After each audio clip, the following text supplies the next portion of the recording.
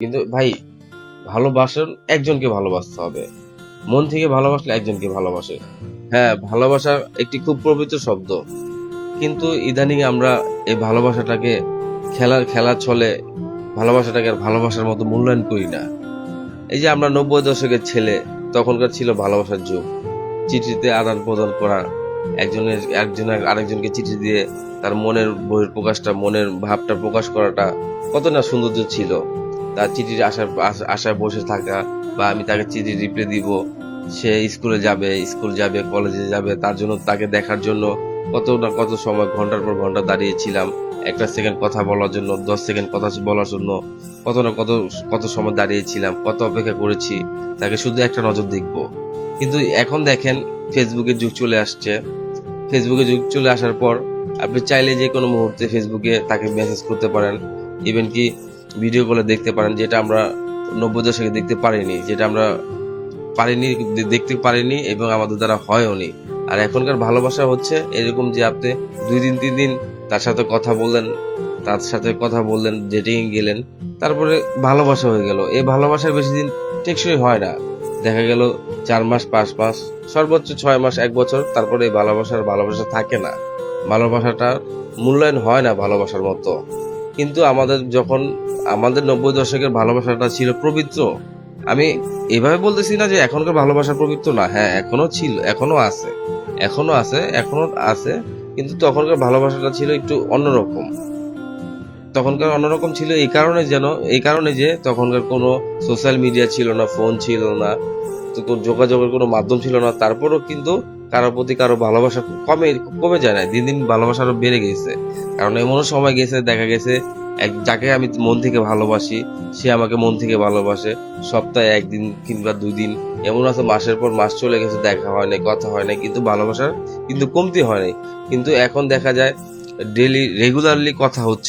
Regularly video কলে কথা হচ্ছে, কিন্তু এমনও আছে যে আমাকে যে ভালোবাসে, আমার বুকে মাথা রেখে বলতেছে আমি তোমাকে বড্ড ভালোবাসি, সে আরেকজনকে কি সেম কথাটা বলতেছে। কিন্তু তখনকার এরকম ছিল না। তো ভালোবাসাটা আসলে এরকম একটা জিনিস, এটা খুব বিশ্বাস, মন থেকে মনের মিল থাকাটা, মনের সাথে মনের মিল থাকা থেকে ভালোবাসার জন্ম নেয়। আর ভালোবাসাটা তখনই হয়, কি বলে, সার্থক হয় যখন একজন মানুষ আরেকজন মানুষের ভালোবাসার মানুষকে কাছে পায়, তাকে নিজের করে পায়, তখনই ভালোবাসাটা সার্থক হয়। আর এখনকার ভালোবাসা বলতে আমরা বোঝায়, দেখা যায় 2 দিন 3 দিন পর ডেট মারা, তার ডেটিং করা, তারপরে হচ্ছে ছেড়ে চলে যাওয়া। এটাই হচ্ছে কালচার হয়ে দাঁড়াইছে এখনকার ভালোবাসা, এটা কালচার হয়ে দাঁড়াইছে। আর এটাকে আমরা কি বলি, খুশি হয়ে বলি কি যে আমি খুশি হয়ে বলি যে আমি 3টা 4টা 5টা মেয়েকে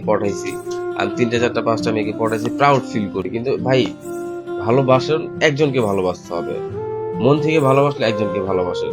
আপনি যদি একজনকে মন থেকে এক নারীতে আসক্ত থাকেন, ওই মেয়ে আপনার জন্য জীবন দিয়ে দিবে, আপনার জন্য সব দিয়ে দিবে, কিন্তু এক নারীতে আসক্ত থাকেন। কিন্তু আপনি যদি বিভিন্ন জায়গায় বিভিন্ন মানুষের প্রতি ভালোবাসা বা বিভিন্ন মানুষকে ভালোবাসেন, কিন্তু দেখা যাবে কি আপনি ভালোবাসাটা পাবেন ভাই, কিন্তু ভালোবাসার প্রকৃতিক সুখটা পাবেন না। ভালোবাসার প্রকৃতিক সুখটা পাওয়ার জন্য আপনাকে কি করতে হবে জানেন ভাই? একজন মানুষকে মন থেকে, দিল থেকে ভালোবাসতে হবে, ওনার টেক কেয়ার করতে হবে, ওনার যত্ন সহকারে, মানে উনি যতটা পছন্দ করে আপনার থেকে আপনি বেস্ট দেওয়ার চেষ্টা করবেন, দেখবেন উনি আপনাকে তার থেকেও বেস্ট দেওয়ার চেষ্টা করবে। তো তাই এই জন্য শেষে বলি আমি একটা কথা ভাই, আসলে আমি হয়তো বা আপনাদের বুঝায় বলতে পারছি কিনা জানি না। এখনকার সোশ্যাল মিডিয়ার যুগে এটাকে ভালোবাসা বলে না ভাই, এটা হচ্ছে আবেগ। টোটালি আবেগ। একদিন এর প্রতি আবেগ কাজ করলো, একদিন আরেকজনের প্রতি কাজ করলো, ক খ গ এরকম একজনের প্রতি কাজ করলো, দেখা গেল 2 দিন পরে এই ভালোবাসাটা টিকছে না। অহরহ ব্রেকআপ হচ্ছে, অহরহ, মানে সম্পর্ক নিমিশে শেষ হয়ে যাচ্ছে। সম্পর্ক গড়তেও সময় লাগতেছে না, এখনকার সোশ্যাল মিডিয়াতে সম্পর্ক গড়তেও সময় লাগতেছে না, আর সম্পর্ক শেষ হতেও সময় লাগতেছে না।